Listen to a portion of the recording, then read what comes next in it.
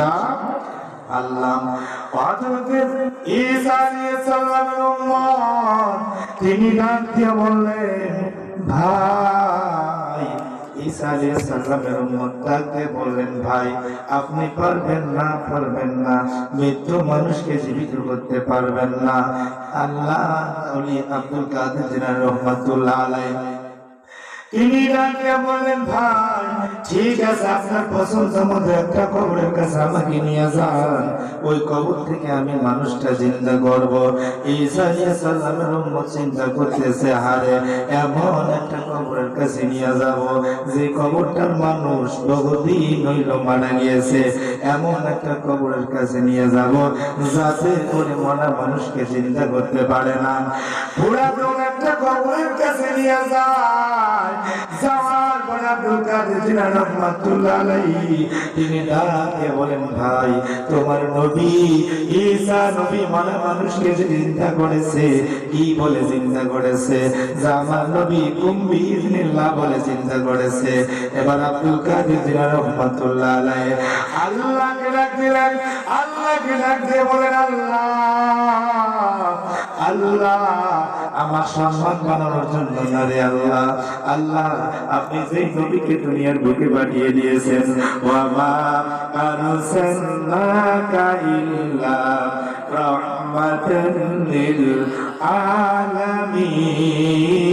আলামিন। বল আল্লাহু আকবার। আল্লাহ নবীজির সম্মানের খাতিরে, আল্লাহ যে নবীদের নবী, আল্লাহ সেই নবীজির খাতিরে আল্লাহ আমি কবরের পাশে গিয়ে কুম বিইজনিল্লাহ বলবো, ওই মরা মানুষকে চিন্তা করার দায়িত্ব আপনি আল্লাহ। এই কথা বলিয়া আব্দুল কাদের জিলানী রহমাতুল্লাহ আলাইহি তিনি যখন কবরের পাশে চলে যায়, হায়রে কুম বিইজনিল্লাহ বলার সাথে সাথে ওই কবর থেকে মরা মানুষটা জিন্দা হয়ে দাঁড়িয়ে যায়।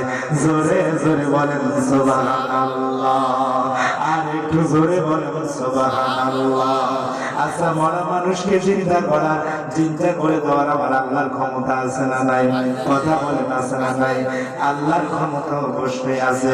আব্দুল কাদের জিলানী রহমাতুল্লাহ আলাইহি যখন মানুষটা চিন্তা হয়ে গেল, আহারে ঈসা আলাইহিস সালামের উম্মত মুহাম্মদ নবীর উম্মত সবাই দেখাইয়া দেখে এমন একটা যুবক দাঁড়িয়ে গিয়েছে কবর থেকে পা পর্যন্ত জাহান্নামের আগুনে জ্বলতেছে, আর কবর থেকে নিয়ে মাথা পর্যন্ত স্বাভাবিক মানুষ আব্দুল কাদের জিলানী রহমাতুল্লাহ আলাইহি তিনি ডাক দিয়ে বলেন, আহারে এটা কেমন মানুষ? এবার সবাই তাকাইয়া রয়েছে, আহারে জাহান্নামের আগুন দেখা যায়।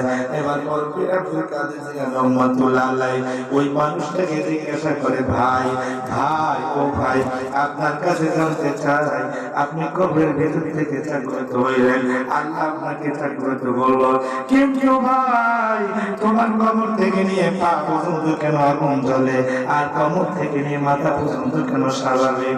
এবার ডাক দিয়ে বলতেছে, ভাই আমি এমন একটা মানুষ, এই দুনিয়ার ভিতরে আমি যখন দুনিয়ার ভিতরে ছিলাম, আমার জন্মদিতে মা ছিল, আমার মাকে পাটা আমার লেগেছিল, আমার মাকে সালাম করি নাই, কি করি নাই, সালাম করি নাই ভাই। এই কারণে যখন কবরে চলে আসলাম, আল্লাহ আমার সব কিছু মাফ করে দিয়েছে। ওই যে আমার মা আমাকে মাফ করে নাই, এই জন্য আল্লাহ আমাকে মাফ করে নাই, এই পাটা এখন পর্যন্ত জাহান্নামের আগুনে জ্বলতেছে। বড় পীর আব্দুল কাদের জিলানী রহমাতুল্লাহ আলাইহি চোখের পানি ছেড়ে দিয়া ডাকে বলে, রে ভাই তোমার কাছে জানতে চাই, তোমার মায়ের কবর কোনটা? জোরে জোরে বলেন সুবহানাল্লাহ, আর একটু জোরে বলেন সুবহানাল্লাহ। এবার বলতেছে, ভাই ওই যে পাশে একটা কবর দেখা যায়, এই কবরটাই হচ্ছে আমার মায়ের কবর। এবার মায়ের কবরের পাশে গিয়া কুম বিইজনিল্লাহ বললো, বলার সাথে সাথে জন্মদিকে মাও জাগ্রত হয়ে গেল। ডাকে বলতেছে, আব্দুল কাদের তুমি কেন আমাকে জাগ্রত করলা? তোমার কাছে শুনতে চাই। বলতেছে, মা দুনিয়ার ভিতরে তোমার একটা কি সন্তান ছিল? কয় হ্যাঁ ছিল, একটা সন্তান ছিল। ও মা তোমার সন্তানের পাটা তোমার লেগেছিল মা, তুমি নাকি তোমার সন্তানকে মাফ করে দাও নাই। কয় না, দেই নাই। তুমি কি জানো না, এই কারণে তোমার সন্তান আজও জাহান্নামের আগুনে জ্বলতেছে। ও মা, তোমার সন্তানকে তুমি মাফ করে দাও। বলতেছে না, মাফ করবো না। আব্দুল কাদের জিলানী রহমাতুল্লাহ আলাইহি বলতেছে না, একটু তাকাইয়া দেখেন, ওই যে আপনার সন্তান পা থেকে নিয়ে কোমর পর্যন্ত জ্বলতেছে।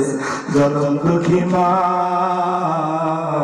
তাকাইয়া দেখে হারে কলিজার টুকরা সন্তানটা পা থেকে কোমর পর্যন্ত জ্বলতেছে। মা একটা চিৎকার মারছে আর ডাক দিয়ে বলে, বাবা আব্দুল কাদের, তুমি একটু দোয়া করো না, আমার সন্তানকে আমি মাফ করে দিলাম, আমার আল্লাহ যেন মাফ করে দাও।